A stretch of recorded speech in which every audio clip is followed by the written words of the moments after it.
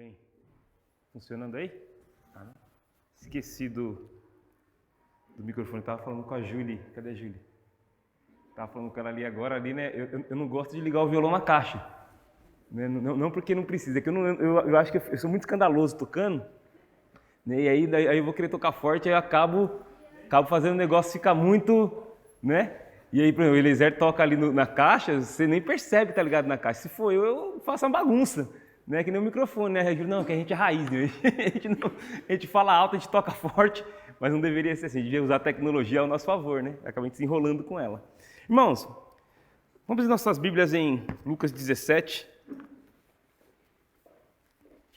Nosso tema aí ainda é o semear perdão.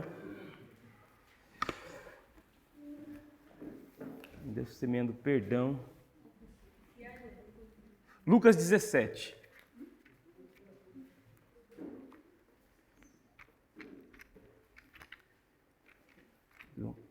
Agradecer a presença da Tati, Regina ali, que chegou agora com a família. Ela foi membro aqui há muito tempo. Está nos visitando. Como que é o nome? César. As crianças têm um espaço lá, se quiser subir. Lucas 17. Nós vamos ler do verso 1 até o verso 10. Nosso tema, eu já falei, desse mês é perdão. O Veiga encerrou lá o tema da paz na primeira semana. Esse mês nós temos 5 domingos. Depois o Almir veio falando da definição, né, do perdão. Hoje é a minha vez de falar sobre perdão. Semana que vem é o pastor Pacheco. E na última volta o Veiga.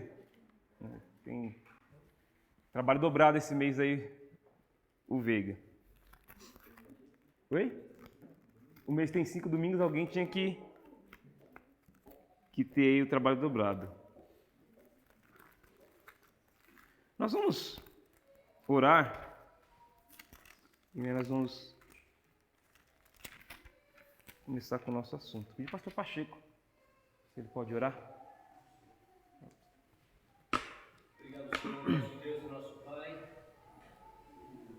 a alegria e a disposição que temos de logo cedo nos levantarmos e chegarmos à Tua casa, essa casa consagrada de oração, onde a Tua igreja, de vários pontos, de vários lugares, de vários lares se reúne.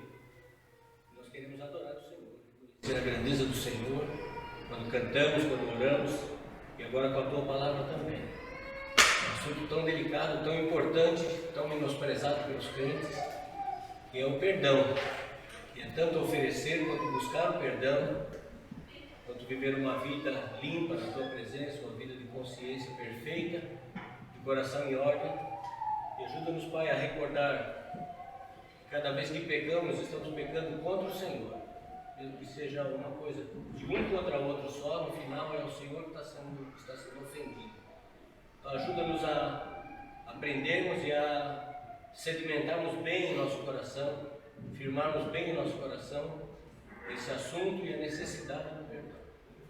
Abençoe o Nil que se coloca à frente para pegar o texto e nos instruir e nos detalhar.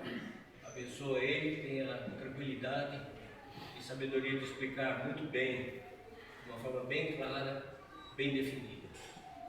Abençoe cada um aqui presente, Pai. Abençoe aqueles que depois vão olhar essa aula, vão visualizar essa aula, que eles possam ser tão abençoados como com certeza nós seremos hoje de manhã.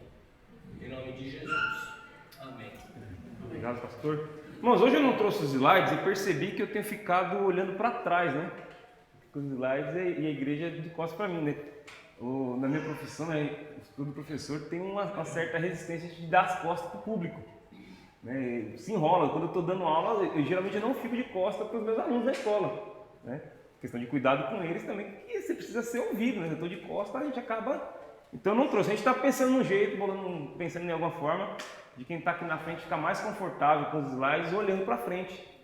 A gente está pensando lá, estudando algumas possibilidades, né? A gente se enrola até na hora dos avisos, né? O dirigente vai dar os avisos, aí ele tem que ficar de costa para a igreja, olhando lá para o telão, porque não tem ali para ele uma projeção. Mas a gente está estudando um jeito de melhorar essas questões. Muito bem, irmãos, quando nós falamos de perdão, o Romero ele trouxe ali as definições, trouxe algumas apontações semana passada sobre o perdão, Mas é interessante a gente entender que quando nós falamos a palavra perdão, ela tem junto dela, ou traz junto com ela, algumas outras coisas que têm relação com o perdão. O pastor Pacheco, na oração dele, ele citou algumas, né? Vocês não prestaram atenção na oração dele. Ele citou duas bastante importantes. Ele citou coração limpo, na oração, e consciência pura, ele falou. Coração puro e consciência. Isso, ele citou essas duas coisas. Quando nós trabalhamos o perdão, quando nós entendemos o perdão, ele expande o nosso entendimento das outras coisas que envolvem tudo isso. E quando nós falamos de perdão, não é relacionado a eu vejo, me perdoa, tá bom. Não, tem muita coisa envolvida nessa palavra me perdoa e é devolutivo do te perdoo.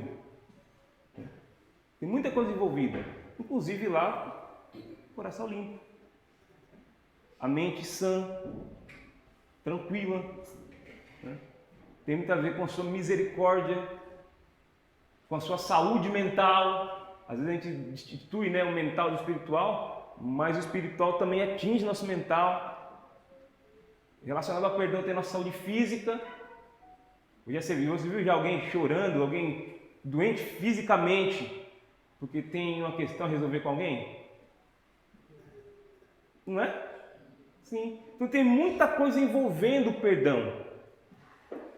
Mas eu queria fazer a pergunta para os irmãos podem participar. O porquê o perdão? Por que existe o perdão? Esse exercício, essa ação do perdão, por que existe? Por que existe o perdão?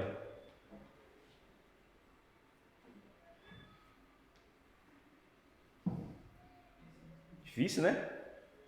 Tem um porquê que existe perdão. Vou dar um chute. Primeiro, senão não volta no relacionamento. Primeiro que não tem É um relacionamento. acerto, não importa a palavra. Né? Exatamente. Não tem com perdão para outras coisas, senão não volta no relacionamento. Exatamente. O que mais? Por que existe perdão? Dá um chute. Chuta, Tati. Porque Deus nos perdoou e Ele é nosso exemplo. Por exemplo. Muito bem. Por que existe perdão? Ainda não chegou na palavra que eu quero, né? Só está na minha mente a palavra que eu quero que os irmãos adivinhem, né? Por que existe perdão? Chuta, tá todo mundo chutando, viu? Vamos fazer um time. Para ter uma renovação. Sim. Eu acho que porque existe alguém que ama além das dificuldades. Sim. Alguém que falou, não, existe um problema, mas Vou vou mostrar um ato de misericórdia para corrigir essa dificuldade que muitas vezes não fui eu quem provoquei, mas eu vou me relacionar novamente, A volta do relacionamento vou ali. resgatar. Mas porque alguém realmente me deu Mas o por primeiro que, Vega, que existe perdão? Vou chutar a palavra que tem na sua mente, porque é uma ordem. Vou falar da ordem, mas não é essa Não é palavra. Irmãos, Redenção. isso. Não é ainda isso aí. O perdão, ele existe por conta de uma causa. Houve um evento em que aí se teve que se instituir o perdão. Qual foi esse evento bíblico? Pecado. Se não tivesse pecado, teria perdão. Teria perdão. E aí eu gosto de fazer essas relações. A Bíblia é completa, ela vai dando lá na primeira história da Bíblia, lá da primeira família, lá do Éden. Dali parece que a Bíblia se ramifica para todos os lados. Tudo você acha origem ali, no Éden. Né? Você pensa, poxa, Jesus Cristo. Por que Jesus Cristo? Porque no Éden teve evento. Mas por que misericórdia? Porque no Éden teve evento. Por que o perdão? Porque no Éden teve um evento. E esse evento foi a queda do homem.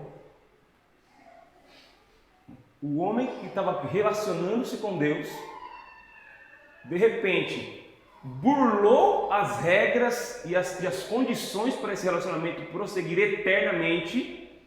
Nós estaríamos, irmãos, hoje nos relacionando com Adão e Eva, se não tivesse pecado. Eles não morreriam. E eles foram criados para isso, para ter um relacionamento eterno com o seu Criador. Não foi para isso a criação do Senhor? Mas, num determinado momento da história, eles ali conscientemente pecaram, porque a instrução de Deus foi dita para não fazer aquilo que eles fizeram. A partir daí, Deus teve que tirar um pedaço dele, que é o perdão, e oferecer para a humanidade. Por isso que o perdão existe. E quando nós falamos de perdoar uns aos outros, de usar o perdão, de exercício do perdão, é por conta do pecado. E o pecado, irmãos, a gente pensa no pecado que a gente faz sozinho sem ninguém ver, né? Que a gente faz, sabe, não, o pecado só me prejudica, o pecado só atrapalha a mim, não tem relação com o outro. Mas até mesmo aquele pecado que você comete na sua casa escondido, e aí eu vou falar uma coisa, um achismo da parte, até esse você tem que pedir perdão para o seu irmão. Até desse. Sabe por quê? Porque eu e Eliezer somos um no Senhor. Se eu peco, eu estaciono parte do corpo de Cristo que não evolui. Mas ele faz parte do mesmo corpo que eu. Eu teria que chegar para ele e dizer, me perdoa, cara, porque eu estou sendo infiel com o Senhor. E a minha infidelidade te afeta, porque você também como igreja não cresce comigo. Se somos um em Cristo. A gente faz um teatro aqui. A gente faz um teatro. Você entende isso, irmãos? O pecado e o perdão não é só, ninguém me viu pecando, ninguém viu o pecando, ninguém viu aquele vídeo do TikTok que eu estou assistindo aqui, só pequei comigo. Mas não tem comigo, tem conosco. Se o meu pecado é individual, de alguma forma eu estou atrapalhando o serviço de Deus andar. Por quê? Porque no mínimo eu seria mais abençoador sem pecado. No mínimo. No mínimo. Então o perdão existe por conta do pecado. Por conta do pecado. Talvez nesse ponto que você está falando, vamos pensar assim, ao invés do TikTok, porque aí vamos pensar só um mau pensamento contra alguém. Exatamente. Em algum momento, a pessoa vai perceber que você está tratando ela diferente, porque se você pensou mal dela, você não vai tratar ela do mesmo jeito. Uma hora ele vai perceber que tem alguma coisa. Então o pecado já está aí, né? E o outro percebeu. Mas talvez você tenha que ser aquela oração geral que a gente acha na Bíblia várias vezes, um rei ou alguém importante, pedindo perdão pela nação que tem pecado. E aí você não precisa ir na pessoa e falar, foi contra você que eu pensei. Exatamente. A pessoa acha que nem precisa saber isso, até porque talvez vai prejudicar mais. Mas você pede um perdão que todo mundo vê que você está querendo, está em ordem com Deus. Isso acontece várias vezes na igreja, quando o irmão ele anda por caminhos tortuosos e ele tem que se reconciliar com o Senhor. O que ele faz? Ele vem à frente da sua igreja e fala, irmãos, estou aqui, né? Me perdoem. E às vezes não foi nenhuma ofensa pessoal entre eu e ele. Às vezes ele se distanciou de Deus, mas ele tem que se reconciliar. Ele se reconcilia com Deus e com sua igreja. O perdão, irmãos, ele tem que vir. E ele vem porque tem pecado. Não tem jeito. Vamos ler o texto de Lucas 17. Vamos ler do verso 1 até o verso 10. Eu estou fazendo alguma coisa aqui que está chiando, né? Não? Aí? Vamos ler então, verso 1 até o verso 10. Disse-lhe Jesus a seus discípulos: é inevitável que venham escândalos, mas ai do homem pelo qual eles vêm. Melhor fora que se lhe pendurasse ao pescoço uma pedra de moinho e fosse atirado no mar, do que fazer tropeçar um destes pequeninos. Acautelai-vos. Se teu irmão pecar contra ti, repreende-o. Se ele se arrepender, perdoa-lhe. Se por 7 vezes no dia pecar contra ti, e 7 vezes vier ter contigo, dizendo, estou arrependido, perdoa-lhe. Então disseram os apóstolos ao Senhor, aumenta-nos a fé. Respondeu-lhes o Senhor, se tiverdes fé como um grão de mostarda, direis a esta amoreira, arranca-te e transplanta-te no mar, e ela vos obedecerá. Qual de vós, tendo um servo ocupado na lavoura, ou em guardar o gado, lhe dirá quando ele voltar do campo, vem já e põe-te à mesa? E que antes ele não diga, preparei-me a ceia, cingir-te e serve-me, enquanto eu como e bebo, depois comerás tu e beberás. Porventura, terás de agrado ao servo, porque este fez o que lhe havia ordenado? Assim também vós, depois de haver desfeito, quando vos foi ordenado, dizei: somos servos inúteis, porque fizemos apenas o que deveríamos fazer. Na Bíblia ela tem vários versos que são usados fora de um contexto, né? Esse texto aqui é um deles, né? Quando fala da fé, né? Fala de aumentar a fé aqui, fala de fé como um grão de mostarda. É um texto aí que é usado fora de contexto. O contexto aqui, Jesus está falando do perdão. E aí os apóstolos falam: poxa vida, desse jeito aí, o senhor vai ter que me dar mais fé. E aí ele explana sobre a fé, ele fala sobre a fé, que se eles tivessem um pouquinho de fé, eles fariam coisas incríveis com a fé.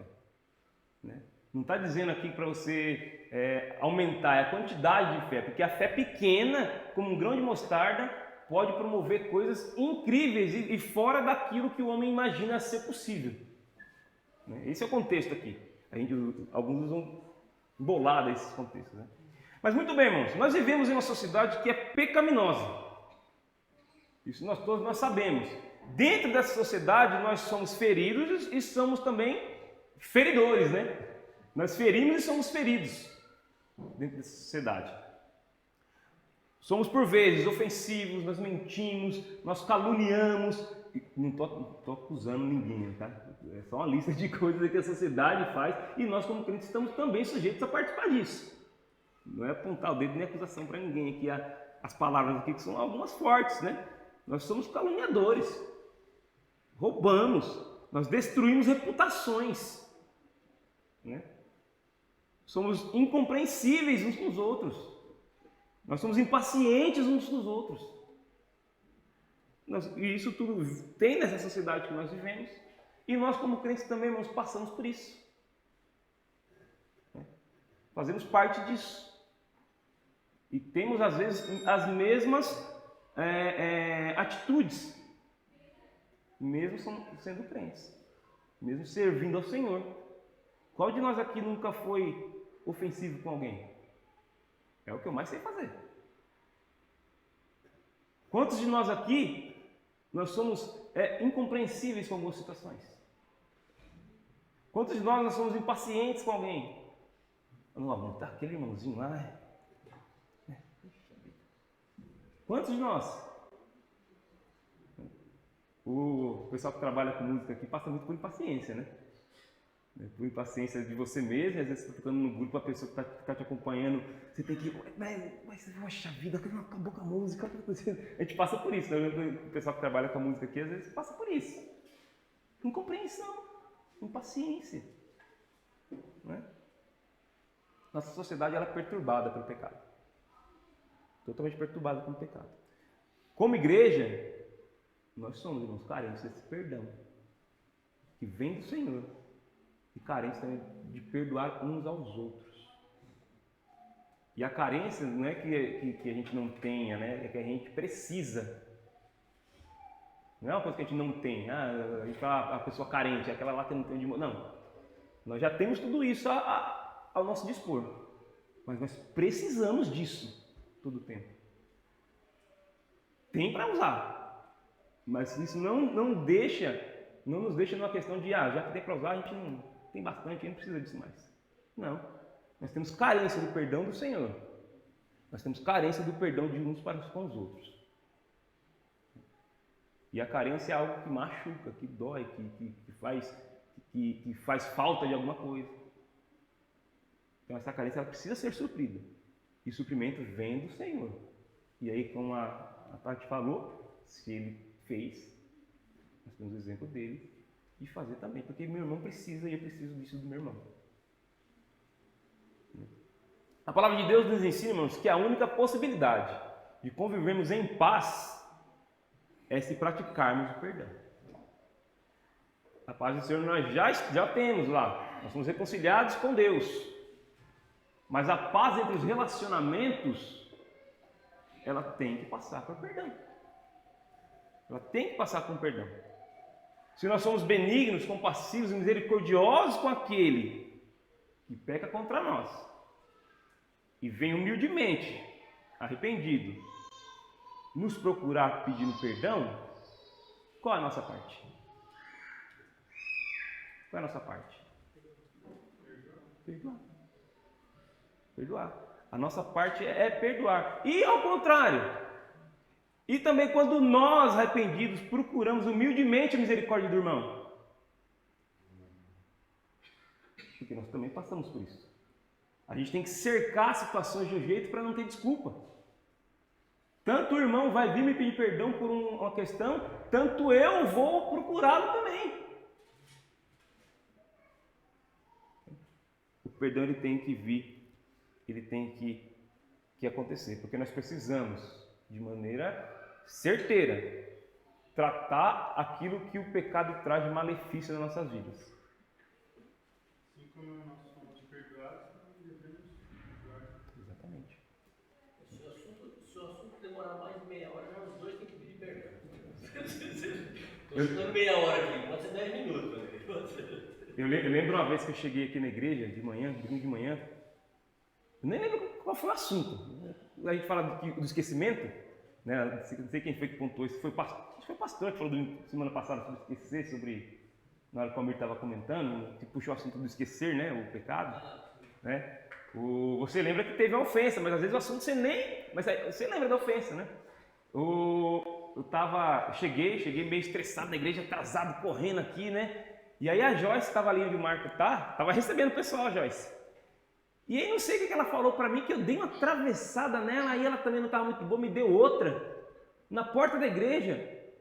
Aí eu cheguei assim, falei com ela, ela me atravessou, eu atravessei ela também, aí a gente ficou parado um por outro assim, ó. Aí o irmão foi instantâneo, os dois, me perdoa. Parece que a gente tinha combinado, sabe? Eu dei uma, ela deu outra, a gente parou. Assustou, poxa, o que nós estamos fazendo? Nós dois devemos adorar. Aí ela já fez assim, na porta mesmo, perdão, o que você está fazendo aqui? Né? E ela fala com essa, que atitude nossa aqui, né? Que a gente acabou de vir para adorar o Senhor junto. E acabamos pecando um contra o outro aqui, e foi instantâneo perdão. E a gente ficou envergonhado demais um na frente do outro. Sabe, você não sabe onde põe a mão? Envergonhado demais. Mas se a gente não trata ali o malefício do pecado, como que nós íamos adorar o Senhor 5 minutos depois? Como? E aí vem o teatro que o Veiga falou, eu vim aqui fazer um teatro. Fazer um teatro. O exercício do perdão é o modo de tratar os malefícios do pecado. Quando nós pecamos contra o Senhor, o que nós pedimos para Ele? Perdão. Porque eu estou tratando o malefício do meu pecado. Quando eu peco contra Eliezer, o que eu tenho que fazer então? Perdão. Porque o pecado vai trazer malefício para mim e para ele.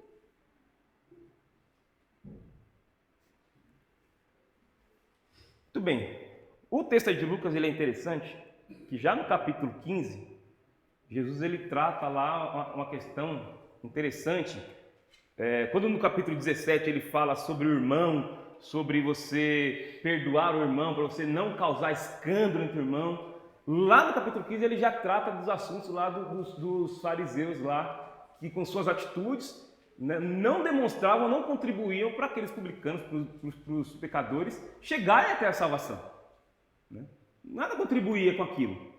No 16 ele continua e ele também ressalta essa atitude dessas pessoas na relação de que as pessoas pareciam, esses fariseus pareciam que suas atitudes eram boas, suas atitudes eram as corretas, mas na verdade eles eram corruptos. E isso desfavorecia que a pessoa caminhasse com o Senhor, que a pessoa ela realmente visse lá na liderança algo que ela pudesse se espelhar e acabava criando escândalo. E muito pelo contrário, eles não viam lá aquelas pessoas que necessitavam do Senhor com bons olhos, odiavam aquelas pessoas. Não tinha uma questão aqui que fizesse que alguém pudesse ver neles um bom exemplo para ser seguido de perdão do Senhor. Então, e quando Jesus foi ensinar sobre essas coisas, eles fizeram o que com Jesus? Ridicularizaram ele. Zombavam dele. Ah, esse cara está ensinando essas coisas aqui, deve viver em outra dimensão, né? Falando sobre a gente, sobre perdão, sobre a gente ser... Tá louco, né? Está vivendo em outra dimensão. Só que essa ridicularização da pessoa de Cristo também afrontava aqueles que serviam a Cristo. Aqueles que serviam a Cristo. Né? E aí ele chega no capítulo 17, falando com seus apóstolos, seus discípulos, sobre uma vigilância nos relacionamentos, que teria que passar também com relação ao perdão, para que esses relacionamentos pudessem seguir. Lucas ele traz no capítulo 17 uma advertência para sermos vigilantes nos nossos relacionamentos, para servirmos o propósito do perdão e não da ofensa. Porque se a gente não vigiar os nossos relacionamentos, nós vamos ficar nos ofendendo mutuamente e sempre. A gente não avaliar, a gente não vai servir o propósito do perdão, e sim o propósito da ofensa. Entende isso? A gente tem que tomar cuidado com os nossos relacionamentos. A gente tem que vigiar, a gente tem que ser cauteloso. E isso não estou dizendo ser cauteloso com relação à pessoa com que eu me relaciono. Eu não vou me relacionar com a dona Maria Helena porque ela pode fazer algo que me ofende. Não. Eu é quem vou tomar cuidado para não ofendê-la. Eu é quem vou policiar o meu pensamento. É eu que vou ser cauteloso. Não cautela de escolher com quem vou me relacionar, mas a cautela de saber me relacionar com todas as pessoas. De uma forma que o que eu vou estar servindo e adotando é uma postura do perdão, de ofertar o perdão e não de ser um ofensor. Essa é a cautela que nós temos que tomar. Essa é a cautela que temos que tomar. Verso 1 e verso 2. Diz assim: Disse-lhe Jesus a seus discípulos: é inevitável que venham escândalos. Começa bem, né?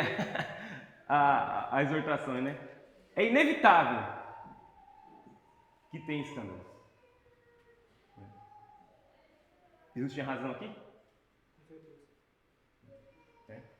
Tinha, né? Irmão, nós vivemos num grupo de pessoas em que todos nós viemos de culturas diferentes, de jeitos diferentes, de personalidade diferente, de gosto diferente, de quantidade de estudo diferente, de tudo diferente. Quando nós juntamos tudo isso e colocamos o pecado como pimenta, é inevitável que tenha escândalos. É inevitável que tenha brigas, né, vamos dizer isso. Uma hora vai acontecer. Uma hora vai acontecer. Mas olha o que ele diz. E eu quero que os irmãos entendam aqui também, que não é uma teoria. Já que é inevitável, então então deixa quieto isso aí. Não é isso que eu estou apontando. É porque às vezes a gente fala, não, mas já vai acontecer mesmo, então... Como diz aí o ditado, deixa o pau cair a folha. Então, né?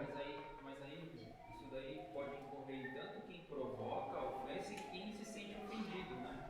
Eu acho que esse exemplo que você deu, ele se aplica às redes sociais. Você vê crentes sabidamente e provocando o outro, mas aí ela pensa assim, eu vou escrever, quem quiser se sentir ofendido, que se sinta. Isso, nós vamos ver isso aqui agora, ó. Verso 12 ele diz assim. Mas sabidamente, mas ela está fazendo aquilo de propósito. Exatamente. Ela tá querendo realmente ofender alguém, mas como ela se escuda, ela às vezes nem participa, nem faz parte de nada, mas ela fala, vou usar as mídias sociais, porque é uma forma dela se defender. Como é que você vai reagir diante disso? Ela só escreveu um texto. A opinião dela. É, a opinião dela. Tem liberdade, escreva o que quiser nas mídias sociais. Eu não sou contra escrever o que quiser, falar o que quiser, fala o que quiser. Mas tem crente fazendo isso, usando o seu status, WhatsApp, as mídias aí que as pessoas usam. Ofendendo mesmo, porque você sabe que ela está ofendendo alguém. Mas aí ela pensa assim, não, é minha opinião. Tipo, como é que você resolve isso? Como é que trata isso? Você fala que você tem que pegar a Bíblia e falar para ela, me mostra a sua opinião aqui, ó. Se ela me mostrar, eu calo a boca. Se ela me mostrar, eu calo a boca. Simples assim. De verdade, nenhum incrédulo teria esse direito. Exatamente. Não é crente, não é só crente. É, Porque a justiça está atrás do O incrédulo, você pode falar para ele, bota sua verdade aqui. Ele vai, sai daqui com essa Bíblia. Mas o crente... A justiça pega ele não. Mas o crente vem com um negócio desse aí e fala, a minha opinião, tá aqui, ó. Abre aí e mostra sua opinião para mim. Então, Não é? mas é assim, ó. Talvez a consequência do que eu falei foi diferente do que eu penso. Eu não penso em cercear ninguém. E também não quero usar o Estado para cercear ninguém, nem a justiça. Por exemplo, quem aqui gostaria que acabasse o Porta dos Fundos? Eu nem sei o que é. Tem muito crente que gosta de ver Porta dos Fundos. Eles têm canal no YouTube, eles fazem Sei. sátiras. Tá, né? agora eu lembro. Eles fizeram especial de Natal Do Jesus. É a minha opinião. Eu não quero usar a justiça contra eles. Eu não quero que o Estado vá lá e acabe com o canal deles. Tá certo? Eu não quero isso. Porque se eu fico fazendo força para isso acontecer com eles, uma hora vai voltar contra mim. O que eu quero que a justiça cale, uma hora a justiça vai fazer me calar. A gente tem que entender nesse sentido, quando está falando de perdão aqui, tem uma ordem para o perdão acontecer. Não, mas eu estou na linha da ofensa ainda. Assim. Ainda eu estou falando da ofensa. Desculpa. Eu sei que o objetivo do texto não é fortalecer a ofensa. Eu vou falar de ofensa também, mas não é o objetivo. Não é fortalecer a ofensa para ninguém e nem dar liberdade nesse sentido. Eu quero que eu sei que quem vai libertar a pessoa no final vai ser Cristo, não vai ser o ministro do STF. Não é ele quem traz liberdade, não é ele quem prende ninguém. Nós já somos presos pelo pecado. E a liberdade nossa é de pecado, é a liberdade de Cristo. É dessa maneira que eu acredito.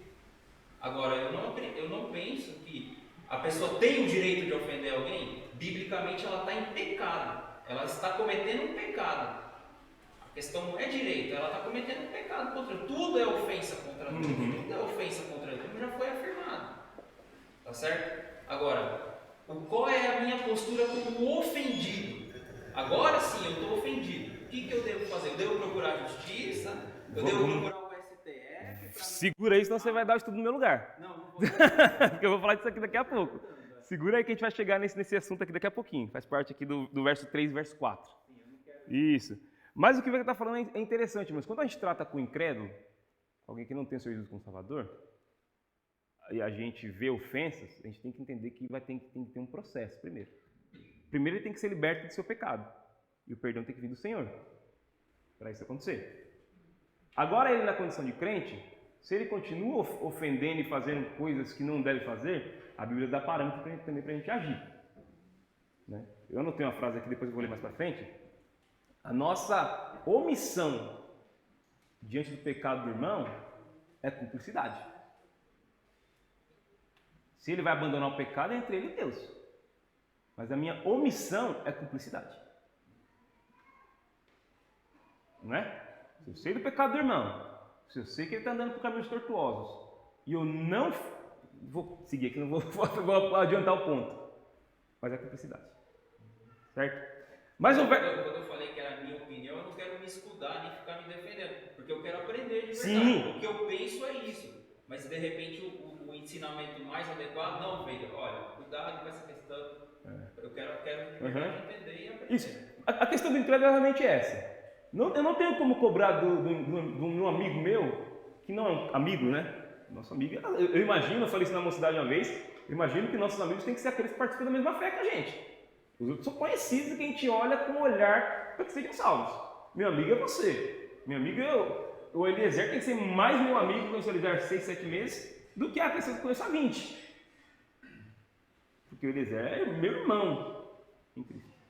Mas se o meu amigo lá, que não é crente, começa a fazer coisas lá, usando essas redes sociais de um jeito que ofende o cristão, que ofende... Primeiro ele tem que reconhecer quem Cristo é.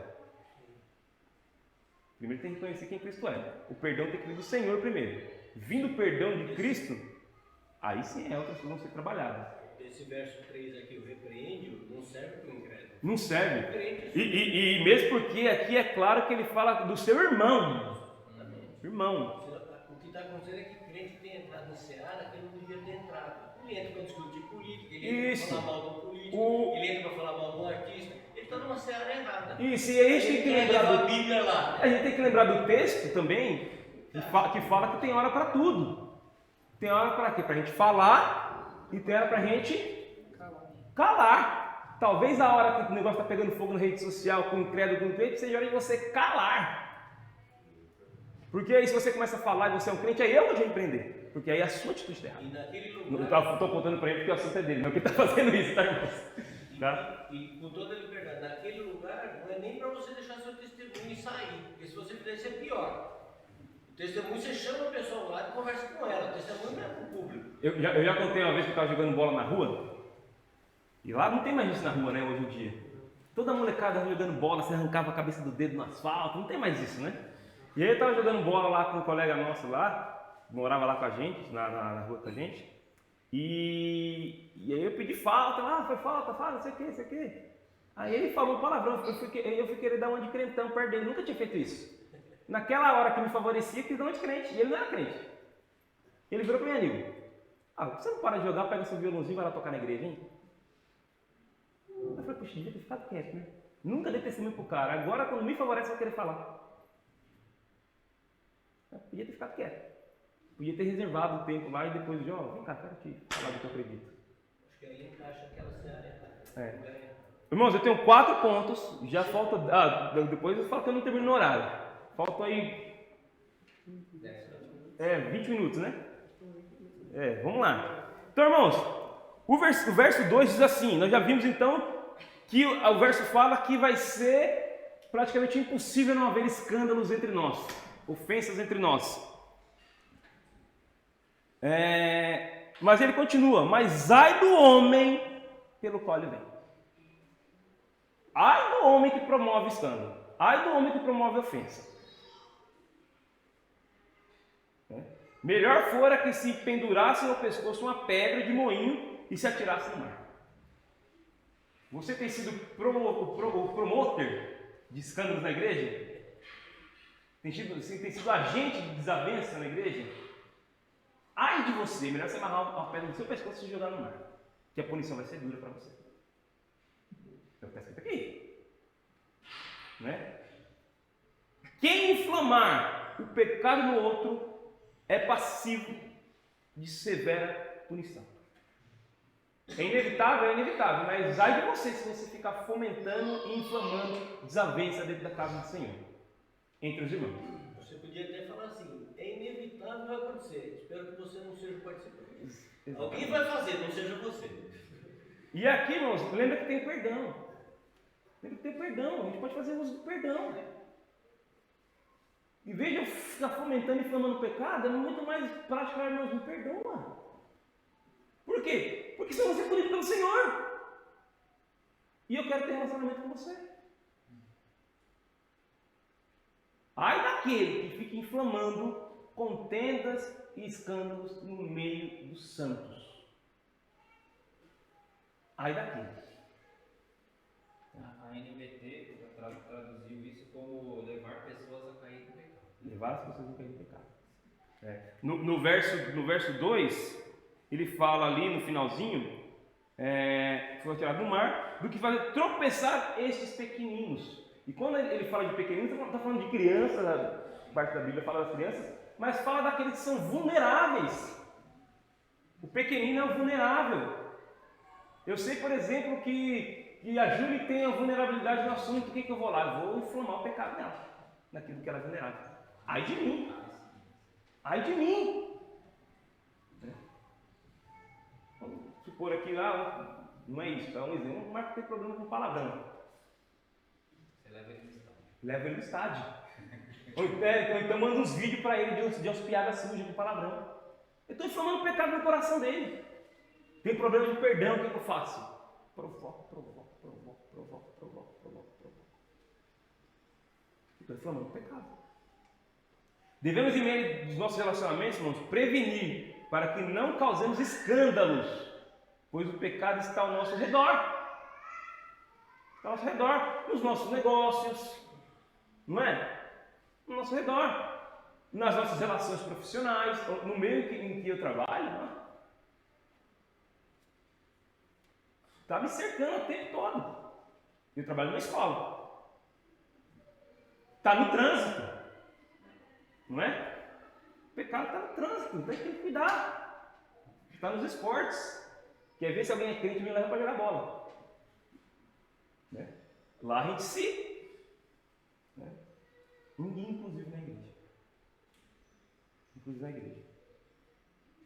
Por quê, mano? Porque tudo que o homem faz é carregado de imperfeições. Tudo que o homem faz é carregado de imperfeições. Nós usamos mal nossas palavras, nós abusamos de liberdade, nós fazemos fofocas, fazemos calúnias, nós manipulamos as relações em busca de uma vantagem egoísta. Não é? Nós fazemos negociações fraudulentas, nós negligenciamos os cuidados com a nossa família e com a igreja. Mas o crente, por isso nós somos carentes de perdão do Senhor. Mas eu já recebi Cristo. Você continua carente de perdão do Senhor. Mas não vai para o inferno, você vai para o céu. Mas é para você restaurar o seu relacionamento com Ele. E isso tudo aqui, irmãos, são coisas que nós fazemos contra o outro. Contra o outro. Eu não faço isso sozinho. Então nós precisamos cuidar. O pecado é uma prática terrível. E o pior, aí, entre aspas, é induzir a pessoa a pecar. Por isso Jesus afirma no verso 1: ai daquele que promover o escândalo. Ai daquele que vem o escândalo. Autoavaliação, irmãos, do que você tem promovido. Você tem promovido escândalo? Você tem ido para a jornada da ofensa? Você tem lutado por perdão? Verso 2 nós já lemos: aquele que fazer escandalizar ou tropeçar os vulneráveis, pode aguardar que vai ter punição severa. Pode aguardar. Me aproveito da vulnerabilidade dos irmãos para promover escândalo. Posso manipular o irmão, posso fazer uma negociata com ele, posso me aproveitar de uma situação de relacionamento, como eu já falei aqui, para tirar vantagem. E você, irmão, não seja tolo também, não seja bobo, não seja bobo. Se você tem visto alguém tentando te manipular por conta de uma situação egoísta dele mesmo, tome atitude. Não fique quieto. Se livre disso. Mas aí também a gente tem que tentar outra coisa, né? Ah, não, aquele irmão está me manipulando por causa de uma palavra que eu usei? Por causa de interesse? Mas eu também tenho interesse nele, então eu também tenho que ficar aqui, ó. Porque se eu for repreender ele, eu também tenho interesse nele, aí como é que fica? Aí você fica você e ele pecando a vida toda, né? Distante do Senhor, negligenciando a fé, sem proximidade com Deus. Fica assim. E depois fica se vitimizando. Mas cuidado com isso. Verso 3 e verso 4 nos exorta para que a gente se acautelar, a gente ter cautela. E eu ter cautela aqui é observar atentamente como nós estamos nos relacionando. Observar. E aí nós temos que observar as nossas palavras com nossos irmãos. Uma coisa que eu tenho aprendido muito nesse período. Como você tem falado com os seus irmãos. Como que estão as suas ações fora da presença daquela pessoa que você está falando. Como que você age quando o Veiga não está aqui, o assunto é o Veiga. Quando o Eliezer não está aqui, o assunto é o Eliezer. Quando alguém vai lá em casa, a gente começa a falar da Almir, qual que é a minha ação? Cautela. Porque eu posso estar sendo ofensor aqui. Porque eu não estou me relacionando de uma forma correta. E eu espero essas situações acontecerem para mostrar isso. Eu não falo para o Almir, mas falo para o Eliezer do Almir. Eu não falo para o Jefferson, mas eu falo para o André. Quando o André vai lá tomar um café, eu falo do Jefferson. Poxa vida, é assim que a Bíblia fala para a gente resolver as questões de perdão? Não é assim, né, irmãos? Irmãos, nós temos que tomar cuidado. Atenção ao modo que tratamos uns aos outros. Uma pessoa descuidada, irmãos, pode arruinar relacionamentos inteiros. Porque não sabe agir com perdão. Não sabe agir de maneira que não seja ofensiva. Que trama por trás. Cuidado. Pode destruir relacionamentos e arruinar relacionamentos. Mas então, irmãos, como cuidar dos nossos relacionamentos? Primeira coisa, e aí a gente tem que entender o verso, né? Verso 3 diz o seguinte: se ter acautelai-vos, tem um ponto aí, e o ponto acaba assim, falando para você, falando de você ter cautela, e aí ele segue: se teu irmão pecar contra ti, repreende. Então, como cuidar do nosso relacionamento? Se teu irmão pecar contra ti, repreende. Agora, o que é essa repreensão? É cobrar, é confrontar, mas com exortações sábias. Para que o irmão não continue com um comportamento nocivo à paz. Está entendendo aqui que ele está falando de você, de nós aqui? Não está falando em terceira pessoa, está falando de você.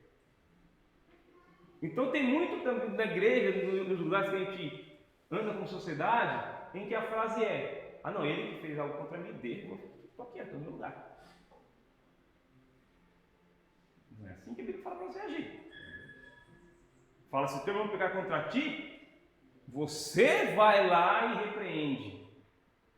Você vai lá e exorta. Você que vai fazer isso. Não esperar que ele venha. Não esperar que ele venha. Não existe aqui uma passividade de esperar o ofensor. Existe uma ação pacífica de curar relacionamentos com o perdão. Perdão. Então, a história não, ele pecou contra mim, eu fico aqui bicudo, não vou mais na igreja, não me relaciono mais, vou esperar ele aqui vir pedir perdão. Você está sendo cúmplice, mesmo você sendo ofendido. Olha que coisa profunda. Eu sofri ofensa, e porque eu não fui lá com o meu irmão, lá, falou: você me chateou aquele dia lá. Se eu não faço isso, eu torno cúmplice do pecado dele, que foi contra mim. O que Deus está ensinando aqui? Que o pecado ele tem que ser cercado. Cercado. Se o Eliezer ele entendeu que ele me prejudicou, que ele me ofendeu, ele tem que vir me pedir perdão. Mas eu também, como ofendido, não tenho que ficar esperando ele vir. Eu tenho que ir até ele. Quando a gente faz isso, a gente cerca o pecado, ele não sai. Ele não cria asa, ele não voa. Porque ele está cercado ali, a gente vai acabar com ele, ou ele ou eu. Não tem alternativa para o pecado aqui, irmãos. Ou ele ou eu. Se ele não vem, eu não fico esperando. E ele também não fica esperando eu ir. Quem chegar primeiro... Já brincou de mãe da rua? Opa, comigo não morreu? Quem chegar primeiro? Quem chegar primeiro acaba com o assunto. Quem chegar primeiro acaba com o assunto. Através do perdão. Através do perdão. Se sabemos da ofensa e nos sentimos atingidos e não agimos, nos tornamos cúmplices, mesmo sendo a vítima. Segunda coisa, se o ofensor se arrepender, perdoa. Efésios 4:32, o Almir citou perto dele no começo, né? Como que é? Os irmãos lembram de cor? Vamos abrir lá? Efésios 4:32.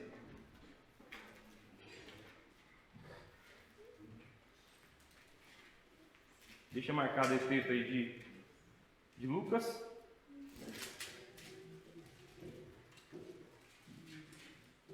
Antes, sede uns para com os outros, benignos, compassivos, perdoando-vos uns aos outros, como também Deus em Cristo nos perdoou. Então, se o irmão chegar ofendido, chegar arrependido pelo aquilo que ele te fez, perdoa. Perdoa. Nós temos o exemplo de Cristo, como foi dito já. Perdoa. E assim você cuida do seu relacionamento com Ele. Mas você cuidar do relacionamento é esse. Pecou contra você, repreende. E se ao contrário, se ele vir primeiro, perdão. Perdoa. A base e o critério, irmãos, para exercitarmos aí o perdão está em Cristo e não em nós mesmos. Colossenses fala isso. A base para a gente exercitar o perdão está no Senhor, não em nós.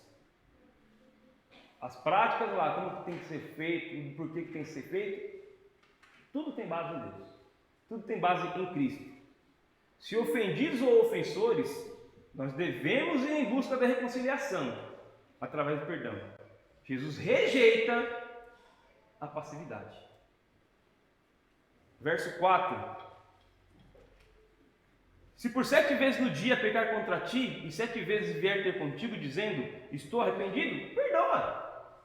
E aí, não se trata de uma licença para o pecador continuar pecando, ofendendo. Já que ele tem perdão, vou continuar ofendendo, vou continuar pecando contra ele. Não é isso aqui. Não é isso aqui. É fraqueza mesmo. Exatamente. Não é isso aqui. Ah, já que eu tenho a licença de pecar e meu irmão tem a obrigação de me perdoar, então eu vou continuar ofendendo ele. Passa de longe de ser isso. E aí ele fala, mas tem lá os 7, né? Na 8ª não perdoa mais. Não é isso também. Lembra que o número 7 com o Senhor tem uma relação de continuidade, de perfeição. Né? Não é um número contadinho, 1, 2, 3, 4, 5, 6, só. 6, hein? A última, hein? 7, ó, já era, não é isso. 7 é figura de linguagem. Figura de linguagem ali. E tem uma questão de continuidade. O irmão vai pecar contra você, continua perdoando, irmãos. Ah, mas ele não para de pecar contra mim. O Senhor da vida dele que vai tomar conta disso. A sua obrigação é perdoar. E exortar. Irmãos, a Bíblia fala de novo aqui, ó. Passou 2 horas, meu irmão, está aqui, ó. A Bíblia fala para ele fazer isso. Passou 2 anos, o irmão peca a mesma coisa. Meu irmão, está aqui, a Bíblia fala. E perdoa. Né? Mas não deixa de exortar e instruir. Ela vai se ver com Deus. A nossa obrigação é perdoar. Não significa que você tem que ter um relacionamento, né, sabe, grudado com ela. Significa que você tem que ofertar o perdão. Eu penso que, na verdade, esse exemplo que foi estudado não é só um exagero figurativo. É que uma vez já bastava. Era impossível tentar pecar contra a pessoa, porque uma vez já bastava. Eu não ia ter uma chance de... Eu não ia querer me desculpar e a outra parte também não ia querer me perdoar. Se fosse sincero e verdadeiro. Não, assim, é impossível eu pecar contra, nesse contexto que Jesus está ensinando, é impossível pecar contra alguém 7 vezes, porque não haveria uma segunda oportunidade. Eu vou citar um exemplo, já acontece várias aqui entre eu e o Veio. Um acampamento aí, a gente saiu na mão. Né? Brigamos no acampamento. O que aconteceu? Pedimos perdão. A gente voltou a fazer esse pecado? A gente conhece, a gente tem quase 25 anos que a gente se conhece. A gente voltou a brigar? Não, mas eu tomei várias vezes. Mas nunca mais, irmãos. Nunca mais. E já servia a primeira vez. Né? Verso 6 e verso 7. Verso 5 e verso 6. Se a gente olhar o verso 3 e 4, é bem fácil, né? Bem fácil. Porque se você acha que alguém pegou contra você, é porque você sabe que é pecado, você conhece a Bíblia. Então você tem que repreender. Aí é o lado do ofendido. Na outra parte, o ofensor, ele reconhece também o que é pecado, tanto que ele peca e vem pedir perdão. E aí o que os discípulos fazem, você vai estar no 5 agora, diz assim, então aumenta a nossa fé. Exatamente. Está preso aqui. Versículo, depois que Jesus vem e mostra tudo isso, e tudo isso aqui, irmãos, mexe com o ego da pessoa, mexe com a estima da pessoa. Exato, a atitude é essa, pastor. É. A pessoa, eles têm uma dificuldade. Cada um entra no seu carro e vai embora. Não vai se encontrar mais, não vai pecar 7 vezes no dia. Aqui, irmão, todo esse ensinamento de Cristo aqui mexe com o ego. Eles começam a pensar, poxa, ele está me ensinando essas coisas aqui? Olha, Jesus, só tem um jeito de conseguir fazer tudo isso aí. Me dá mais fé. Dá mais fé, porque café que eu tenho, não vou conseguir. E aí Jesus Cristo vem e dá outra aula, né? Ele vem dar outra aula. Os apóstolos aqui, irmãos, reconhecem. Vamos ler o verso 5, verso 6, a gente começou a falar e não leu, né? Então disseram os apóstolos ao Senhor, aumenta-nos a fé. Respondeu-lhe o Senhor, Se tiveres fé como um grão de mostarda, direis a esta amoreira: arranca-te e transplanta-te no mar, e ela vos obedecerá. Então, primeiro, os apóstolos reconhecem que não vão conseguir viver aquilo na condição que eles têm naquele momento. Só que no verso 6, irmãos, ele não trata de uma quantidade de fé. Jesus Cristo ele vem e fala da fé pequena como um grão de mostarda, a fim de falar que a fé mesmo pequena, ela promove coisas que para nós são impossíveis. E também não tem, eu imagino, é uma coisa que eu imagino, se estiver errado alguém eu não tiver outra base, pode me corrigir. A fé, ela não é um estado quantitativo. O irmão tem mais fé do que eu. Porque a mesma fé que me salvou o irmão também. Ou nós temos fé no Senhor Jesus ou não temos. Né? Porque senão eu ia ter quem joga, sabe aquela barrinha lá do Street Fighter que vai aumentando quando você tem mais vida? Então o irmão precisa aumentar a barrinha dele até chegar no 100% para receber Cristo. Se a barrinha dele está menor, ele tem que se... Tem sentido isso? Se eu tenho fé em Jesus Cristo, eu e você temos essa mesma fé. O que falta para a gente então é o exercício, é a ousadia dessa fé. De usá-la da maneira correta. Porque se fala que com um grão de mostarda eu posso fazer coisa que ao homem é impossível, mesmo pequena, então os apóstolos ali tinham total condições de viverem aquilo que estava sendo ensinado por Cristo em relação ao perdão. Faltava então o que para ele? A ousadia do exercício da fé. De falar, poxa, eu vou fazer isso porque eu tenho fé em Senhor Jesus Cristo e eu tenho condições pela fé de executar essa empreitada. Você usou a palavra ousadia, talvez seja a palavra reação. Reação? Você deve reagir com aquilo que você conhece e você crê. Pronto. Como eu vou reagir? Eu não vou piorar a coisa. Exatamente. Então, para isso, irmãos, para viver nessa jornada de perdão, é necessário fé. E nós já temos ela em Cristo Jesus. Nós já temos. Então, o que nós temos que fazer com essa fé? Exercício. Exercício. Assim como a gente fala, eu não consigo orar todo dia. Daqui a pouco você está orando todo dia. De verdade, a gente chega à conclusão que aquela oração para aumentar a fé é mentirosa. Né? Porque o que Jesus disse aqui não precisa. Se for um grande mostrado, já resolveu. Já resolveu, então nós devemos mudar. Aumenta a minha fé, porque você não quer. Você vê que o Senhor me ajude a exercitar a minha fé. Tem que ser diferente. Diferente. E para eles era um conceito novo. Conceito novo. De fé. Então eles foram sendo ensinados por Cristo a respeito de fé. Apesar de ser uma prática, mas quem de fato começou a ensinar sobre fé foi Jesus.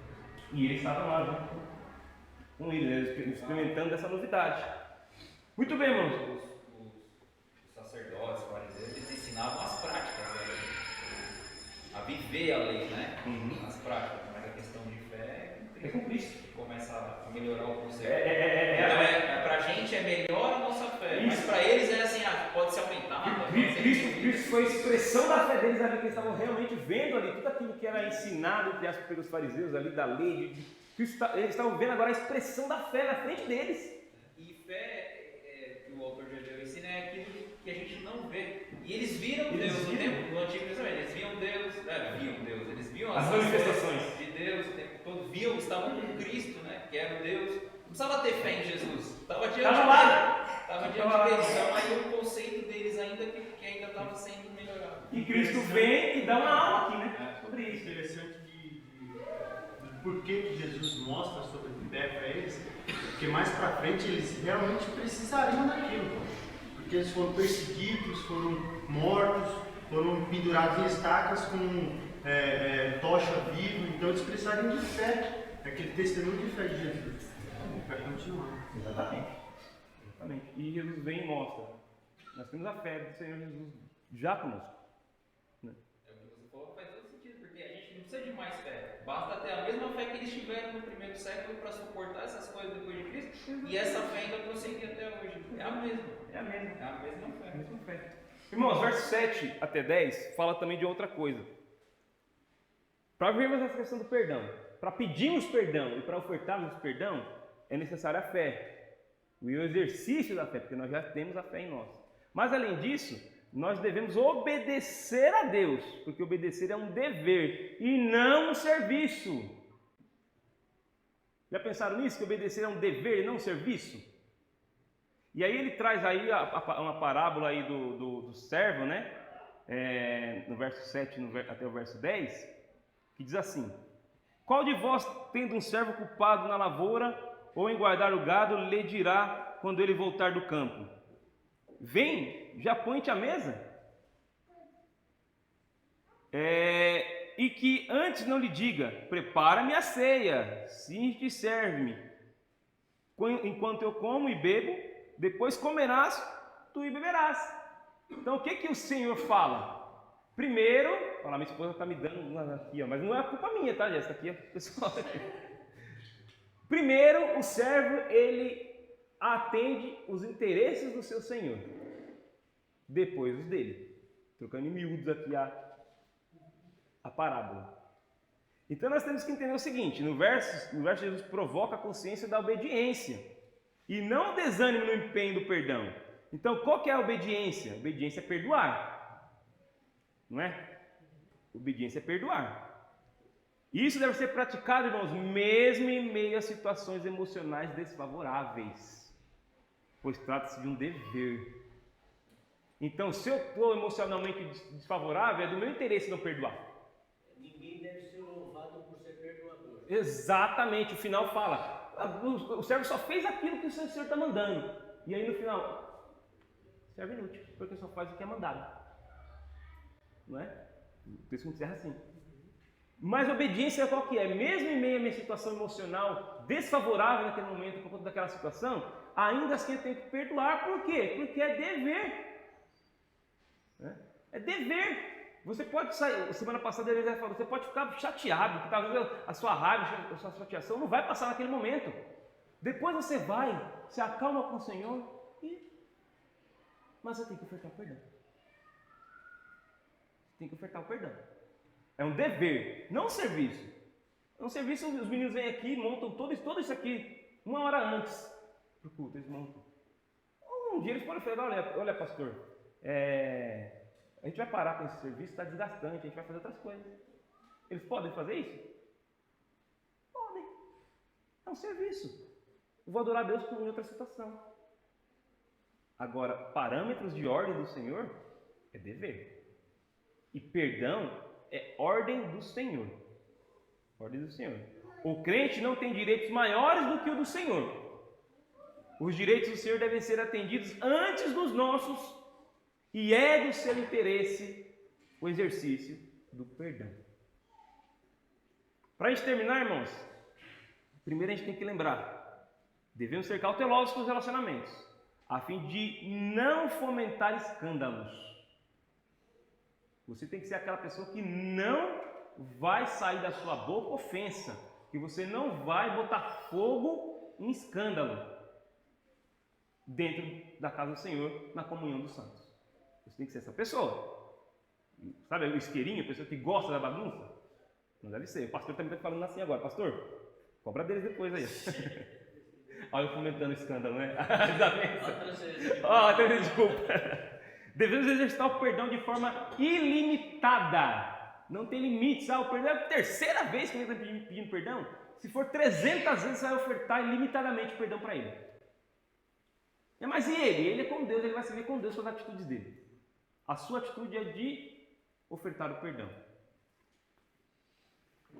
Segundo, se o teu irmão pecar contra ti, é dever seu de chegar até ele e promover o bem na vida dele. Como? Repreendendo. É bom para ele. Por quê? Porque a repreensão sábia faz bem para as nossas vidas, pois não nos deixa avançar no pecado. E por último, para isso é necessário fé e obediência, pois o perdão é ordenado. Temos o perdão de Deus como exemplo, pois quando realizamos misericórdia, estamos realizando os interesses do Pai e não os nossos próprios. Amém, irmãos? Que Deus nos abençoe, que a gente possa ter uma autoavaliação do que é o perdão, se nós estamos de que lado? Do perdão ou da ofensa? Então, Veiga.